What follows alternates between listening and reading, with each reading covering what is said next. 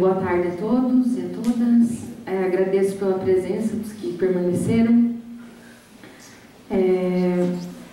Antes de iniciar propriamente o meu tema, passar a análise do aumento da população carcerária feminina no Brasil a partir da Lamp de Gouges, eu gostaria de agradecer aos professores do programa, em especial ao professor Esther pelo convite. Foi um desafio o convite, como todas as que me antecederam disseram aqui na mesa, porque a maioria de nós que falou hoje aqui acabou utilizando pensadoras que não estudamos de maneira tão dedicada ou sistemática ou organizada como a gente vem tentando fazer nas nossas teses e dissertações. Então foi um desafio também fazer novas leituras. E agradecer a todos que falaram, porque como já foi dito aqui mais cedo, falar é se comprometer. Então acho que cada uma que veio aqui expor também se expôs e falou questões que são pertinentes e que vão continuar reverberando. Só para explicar um pouquinho, antes de passar ao tema diretamente, a população carcerária feminina no Brasil ela vem crescendo absurdamente. Nos últimos 16 anos, a população carcerária aumentou 700%. 700%, é esse o dado. E isso não é falado, ninguém fala, ninguém comenta. Então, quando veio a proposta do tema falar sobre a questão das mulheres e tudo mais, eu me lembrei das mulheres presas, que são esquecidas, na verdade, inclusive pelas pessoas do direito. Isso sempre me incomodou muito. A maioria das pessoas que estudam de maneira sistemática a questão dos presos no Brasil não são da área jurídica. Tem o Carandiru, do Drauzio Varela, que é um médico. Tem uma obra que eu vou citar aqui, que é da Nana Queiroz, que fala sobre os presos que menstruam, que é uma jornalista. Então você acaba vendo pessoas, economistas se dedicam ao estudo da questão da economia do crime, mas as pessoas da área jurídica acabam não se dedicando ao estudo das pessoas encarceradas. Então esse é um tema que sempre me chamou a atenção. A outra questão que sempre me chamou a atenção foi o fato da Lamp de Gouges ser muito esquecida, também na área do direito. Ela tem uma declaração, que na verdade é mais uma reivindicação do que uma declaração, que é a Declaração dos Direitos da Mulher e da Cidadã, que é uma obra crítica, que foi feita para se contrapor à Declaração dos Direitos do Homem e do Cidadão. Então a Declaração dos Direitos do Homem e do Cidadão foi escrita, depois 2 anos após, a Lamp veio e escreveu a Declaração dos Direitos da Mulher e da Cidadã. Então, não é uma cópia da Declaração dos Homens, mudando o sujeito, homem por mulher. Ela, na verdade, estabelece direitos, ela reivindica direitos através dessa obra.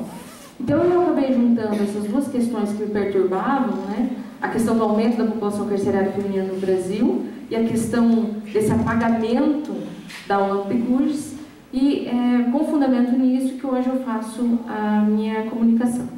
Então vou passar ao tema. Lamp de Gouges, a necessidade da especificação dos direitos das mulheres, uma reflexão sobre o aumento da população carcerária feminina no Brasil. A francesa Lamp de Gouges, nascida em 1748, então século XVIII, é considerada uma das precursoras do movimento feminista contemporâneo, mas pouco se divulga sobre seus pensamentos ideais ou sobre as causas pelas quais lutou. Até mesmo nas graduações de Direito e Filosofia, que não deveriam prescindir de seus ensinamentos, é pouco conhecida e estudada. Há uma tentativa real de apagamento ou invisibilização da importância histórica das posições das mulheres que lutaram por igualdade de gênero, e com de Gouges não seria diferente. Nesse sentido, essa comunicação visa resgatar a importância dessa pensadora na busca das mulheres pelo tratamento igualitário, enaltecendo suas reivindicações e demonstrando seus posicionamentos em um contexto contemporâneo, abordando a população carcerária feminina no Brasil. Passo então os dados.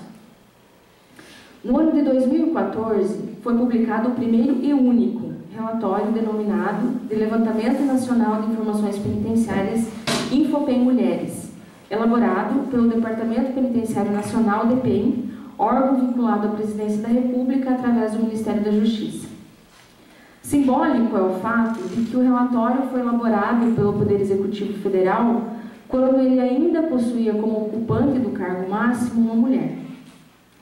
No relatório está evidenciada a situação de vulnerabilidade na qual as mulheres estão sujeitas antes e na prisão, principalmente quando essa análise é norteada sobre uma perspectiva histórica das reivindicações dos direitos das mulheres a partir de uma igualdade que deveria ser pressuposta.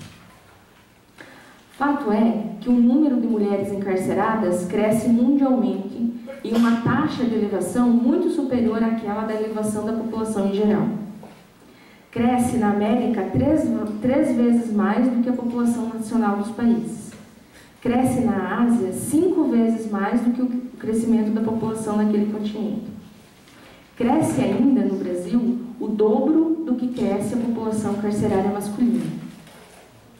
O Brasil ocupa a 5ª posição no ranking mundial com a maior população carcerária feminina do mundo, antecedido apenas pelos Estados Unidos, China, Rússia e Tailândia. A população carcerária feminina no Brasil cresceu 700% nos últimos anos. Isso evidencia um Estado ágil para estabelecer punições às mulheres, mas que, como se sabe, assim não se demonstra para garantir-lhes os direitos. O fenômeno do aumento do encarceramento feminino é mundial, mas no contexto brasileiro, esses dados geram muita preocupação, especialmente pelo fato de que o sistema penitenciário do país está caótico. Não há infraestrutura mínima nas penitenciárias para receber o número de pessoas que anunciam ter capacidade. A notória e desumana superlotação, fazendo inclusive com que haja revezamentos de turnos entre as pessoas presas para que possam ocupar os espaços das celas para dormir. Esse desamparo perpassa desde a ausência de locais apropriados para as presas até a falta de tratamento humanizado, expresso, dentre outros modos, pelo não fornecimento de material de higiene pessoal geral, tais como sabonete, creme dental, e material de higiene específico à condição de mulher, como absorventes higiênicos. As condições precárias obrigam as presas a se socorrerem dos meios que lhes estão disponíveis, como, por exemplo, a utilização de miolo de pão como absorvente íntimo, fato que gerou uma ação ajuizada pela Defensoria Pública do Estado de São Paulo, em face do próprio Estado, que negligencia as mulheres presas. A jornalista Nana Queiroz, que escreveu o livro Presos que Menstruam, uma das poucas obras dedicadas à vida das mulheres encarceradas no Brasil, transcreve em algumas passagens o que lhes disseram as mulheres presas que entrevistou. Nela, é possível encontrar relatos das presas que indicam que já lhes foi servido como alimentação comida infestada por insetos, excrementos de ratos e vidro, que lhes foi servido no jantar peixe com espinhas e que deveriam comê-lo no escuro, tendo em vista que a penitenciária estava sem luz. Relata que esses fatos, somados a tantos outros, faz com que a alimentação nas penitenciárias seja muitas vezes recusada pelas presas devido às péssimas condições de higiene, causando inclusive desmaios de fome. Analisando os dados do levantamento nacional, chega-se à conclusão de que a maioria das mulheres presas no Brasil está na faixa etária entre 18 e 24 anos, portanto muito jovens. 57% das presas são solteiras. 62% não possuem um ensino fundamental completo. 68% das mulheres presas são negras, o que corresponde ao índice de que 2 em cada 3 mulheres presas são negras. O crime de tráfico de drogas é o crime que mais encarcera, correspondendo a 68% das prisões. E cito um dado do relatório, inicio a citação. A maioria dessas mulheres ocupa uma posição coadjuvante no crime, até no crime, né? Realizando serviços de transporte de drogas e pequeno comércio. Muitas são usuárias, sendo poucas as que exercem atividade de gerência no tráfico. Fim de citação. Assim, temos que a maioria das mulheres presas é composta por negras, jovens, solteiras, com baixa escolaridade e com envolvimento com o tráfico de drogas. Esses dados do relatório evidenciam um perfil, mas alerta-se para o perigo da utilização desse perfil para fundamentar uma estigmatização das mulheres que nele se enquadram. Esse relatório não pode ser instrumentalizado e passar a contribuir para a formulação de uma estrutura de identidade estereotipada, na qual as consequências sejam vistas como causas. Ao contrário disso, se visa denunciar e combater essa ideia, propondo a inversão dessa proposição, e ao invés de tomar-se o resultado, tomar-se esse perfil como resultado, refletir e questionar quais são os motivos pelos quais é esse o perfil predominante entre as mulheres encarceradas. Esses dados são pouco ou quase nada debatidos. Para essa resposta, se faz aqui uma tentativa de levantamento de 3 situações que, cumuláveis, podem ser responsáveis por isso.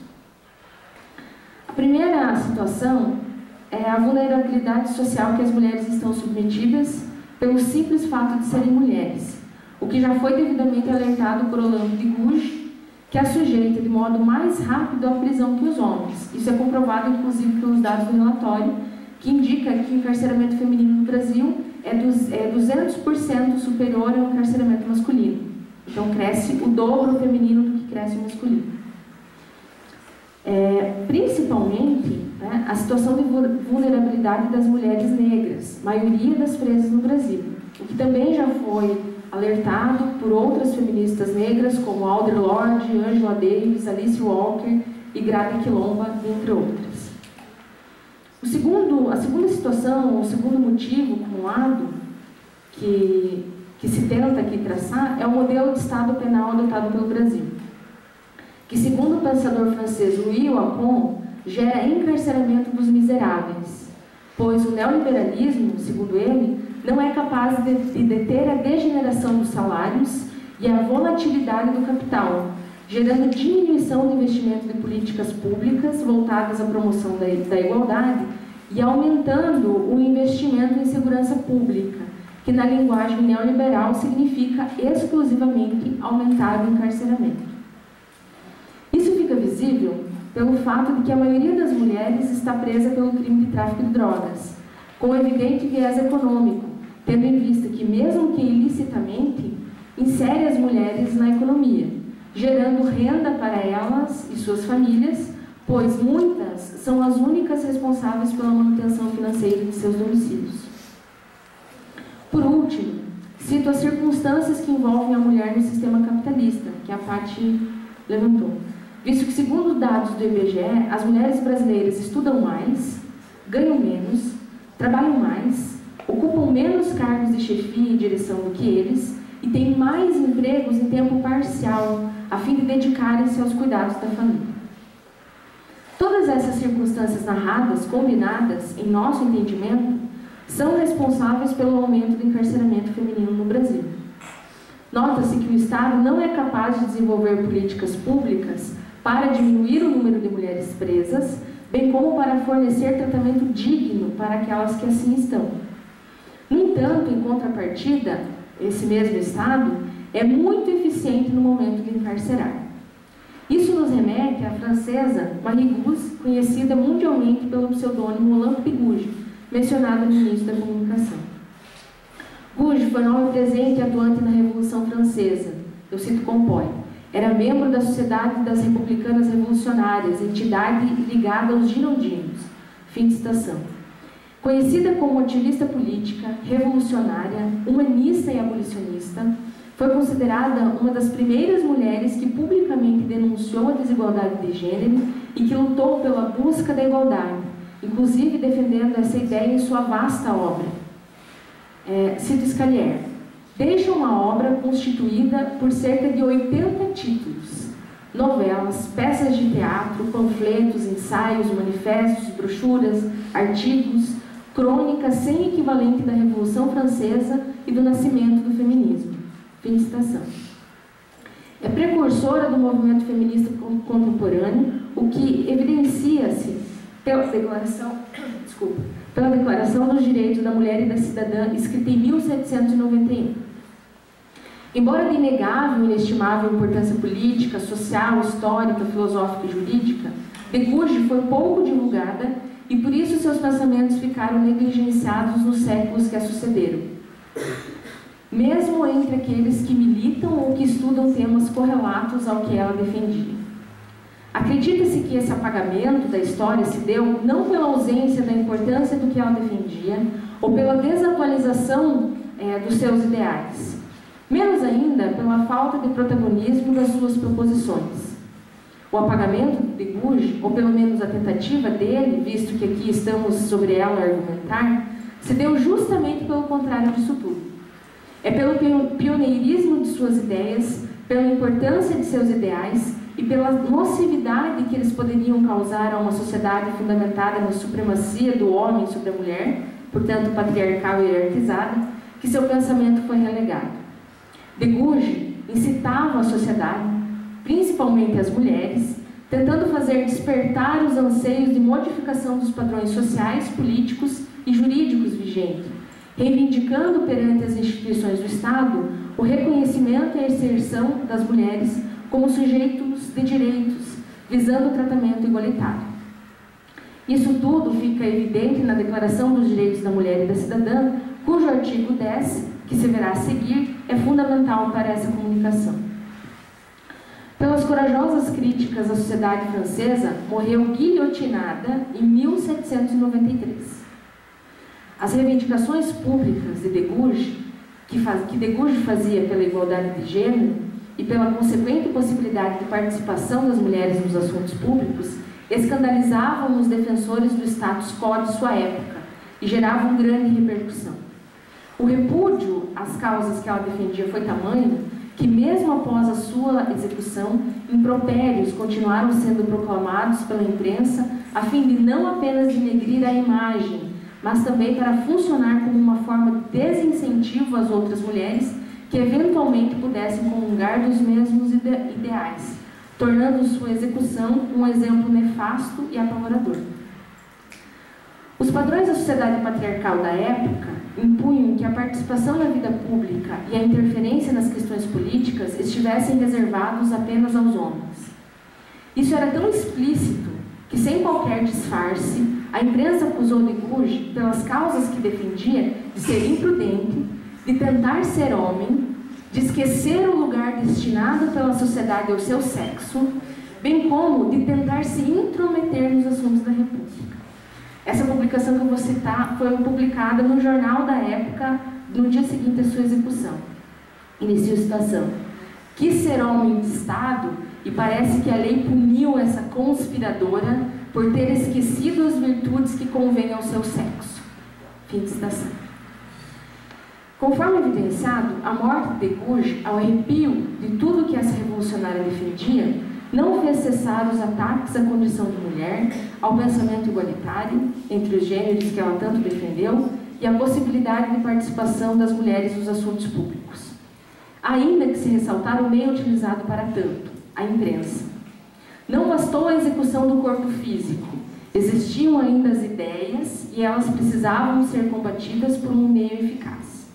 A imprensa escrita, um jornal, à época era um meio de comunicação por excelência, o mais eficiente e veloz para facilitar a circulação que se pretendia divulgar, com ampla capacidade de atingir um número indeterminado de pessoas. Para tentar dissuadir as ideias disseminadas, não se teve qualquer pudor. Foi realizada a verdadeira campanha para apequenar e ridicularizar Deguge. No entanto, as tentativas foram vãs e os ideais defendidos por ela fugiram do alcance de quem os pretendia aniquilar e continuam reverberando na atualidade.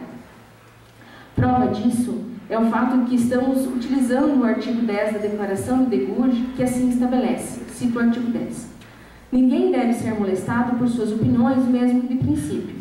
A mulher tem o direito de subir ao cadafalso, deve também ter o direito de subir à tribuna, desde que suas manifestações não perturbem a ordem pública estabelecidas pela lei. Nesse artigo, há a reivindicação de que se a mulher pode ser punida pelas leis do seu país com a pena de morte por enforcamento, cadafalso, assim também deve ter em contrapartida assegurados os mesmos direitos concedidos aos demais, inclusive o uso de ocupar a tribuna e participar dos assuntos públicos. Se cumprir a pena é um direito do condenado, os demais direitos também devem ter a mesma efetividade. Essa reivindicação de Deguge possui correlação direta com a situação vivenciada pelas mulheres presas no Brasil. De um lado, temos um Estado voraz no sentido punitivo, encarcerando mais e mais mulheres, com o aumento da taxa em quase 700% em 16 anos. Do outro lado, há um Estado complacente com a inobservância dos direitos e garantias fundamentais das mulheres e que é extremamente moroso nas políticas públicas que garantam igualdade real, principalmente nas medidas jurídicas. Ou seja, há uma voracidade estatal para punir e uma grande mansidão estatal para garantir os direitos das mulheres. Isso fica nítido tanto dentro quanto fora das prisões com grades. Nelas, como visto, as mulheres presas não possuem material de higiene apropriado, a alimentação oferecida muitas vezes é contaminada e o alojamento é comprometido. Fora delas, das prisões com grades, são ínfimas e irrisórias as políticas públicas promovidas pelo Estado brasileiro voltadas à igualdade de gênero e as que existem ainda são muitas vezes questionadas socialmente porque há uma crença, por embuste ou má fé, como diria Rancière, de que seriam desnecessárias. Evidenciar que as mesmas questões levantadas e defendidas pelas mulheres há mais de 200 anos, em continentes diversos, ainda carecem de efetivação, que os problemas ainda são os mesmos e que continuam sem solução, que as mesmas injustiças sociais continuam acometendo mulheres com o passar do tempo, sem que as estruturas institucionais sofram modificações, é o grande objetivo dessa comunicação. Isso demonstra que há muito tempo as mulheres anseiam libertarem-se, não apenas do encarceramento das grades prisionais, mas também e principalmente dos estereótipos sociais. O enfrentamento refere-se às prisões com e sem grades, porque o encarceramento também é composto por silenciamentos. Isso sem falar da violência física, psicológica, moral e financeira dentro das relações afetivas pela simples condição feminina, que nem mesmo a Lei Maria da Penha conseguiu diminuir, segundo evidencia o Mapa da Violência e o Instituto de Pesquisa Social Aplicada, IPEA, principalmente em relação às mulheres negras, cujos índices de homicídio aumentaram em 55% nos últimos 10 anos, o que renderia vários outros estudos autônomos. Assim, para concluir, esclareço que o que se buscou aqui foi propor a reflexão e o debate sobre o tema do encarceramento feminino no Brasil, sob a perspectiva de Deguge, mulher feminista do século XVIII, a fim de evidenciar que as reivindicações das mulheres, mesmo decorridos mais de 200 anos, ainda são muito semelhantes, porque as opressões que historicamente as mulheres sofrem e continuam sendo submetidas, inclusive com a conivência e o apoio estatal, não se modificaram.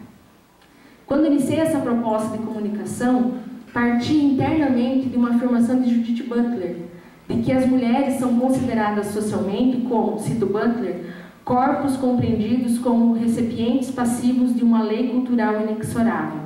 Fim de citação. Então me questionei, até quando serão as mulheres assim compreendidas? Até quando? Pode ser que daqui a 200 anos, nesse mesmo espaço ou em outro, ainda seja necessário que mulheres reúnam-se para reivindicar a igualdade. Pelo menos, isso demonstrará que não nos foi retirado o direito de falar, escrever e resistir. Muito obrigada.